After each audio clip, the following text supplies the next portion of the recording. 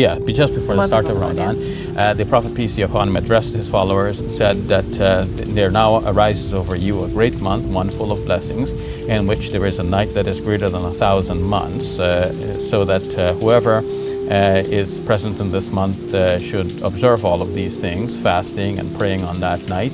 And you should, if you have servants, you should lessen the burden of your servants. If people are fasting, you should, if you can, provide something for them to eat at the time when they break their fast, because you will get a reward as well. Though they will get the reward for their fast, but you will also get a reward for the fact that you provided for them.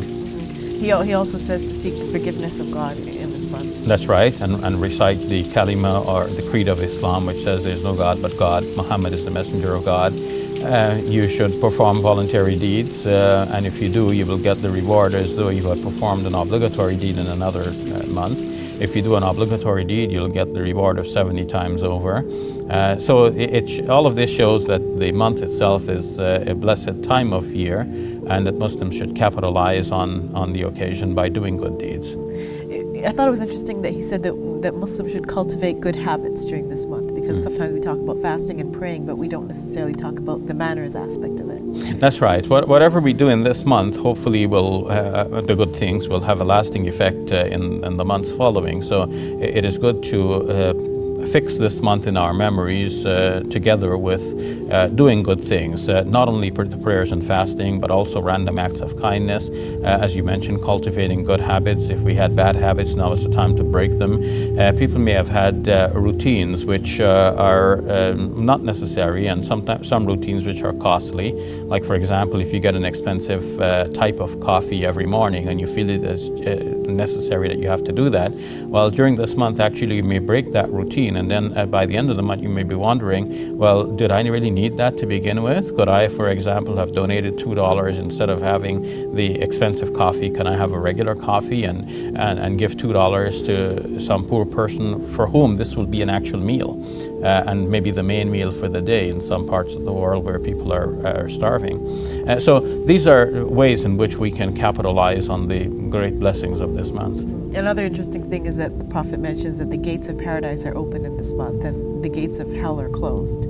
Yes, and what that means basically is that it's not necessarily a physical opening and closing, but the fact that when people during this month will take advantage of the opportunity to do good deeds, naturally they're heading towards paradise. So in a way, symbolically, it's as if the gates of paradise are open and welcoming people, whereas on the other hand, the people, by avoiding sins during this month, are staying away from the path leading to the hellfire, and for that reason the gates to the hellfire may as well be closed, because nobody's going there during this month. That's the basic idea. In a similar way, it is mentioned that the shayateen, the devils, are chained. And how I understand that to happen is not physically that God has captured the devils and tied them up in chains, but that the believers themselves, by their restraining themselves from committing evil, they themselves are chaining up the devils in a way. Is that the devils become powerless because they try their best to instigate believers to do evil things. But when the believers during this month are abstaining from evil, then the devils are powerless against the believers who are fortified with the fasting during this month. We know about this sermon of the Prophet, but do we know about how the Prophet and his followers prepare for the month of Ramadan and how they practice in the early days? And I don't recall anything specifically mentioned about this. That we know that the Prophet, peace be upon him, it is reported that when the last 10 days would arrive, he would be especially devoted to worship. He would tie his loincloth tightly, it is said, which is a way of saying that he is now prepared to do some very hard work, and he would go devote himself to worship. He would stay up the nights and wake up his family as well, especially on the odd nights, one of the possible nights when the night of power or the night of decree would occur. It is known more generally, however, that the Prophet, peace be upon him, was extremely generous, and he was even more generous during the month of Ramadan. And it is said that this is the time when the angel Gabriel used to come to him to review the Qur'an with him. The Qur'an was revealed to the Prophet, peace be upon him, a piece at a time over a period of 23 years. So there was the constant need for him to gather in his mind everything that's been revealed so far.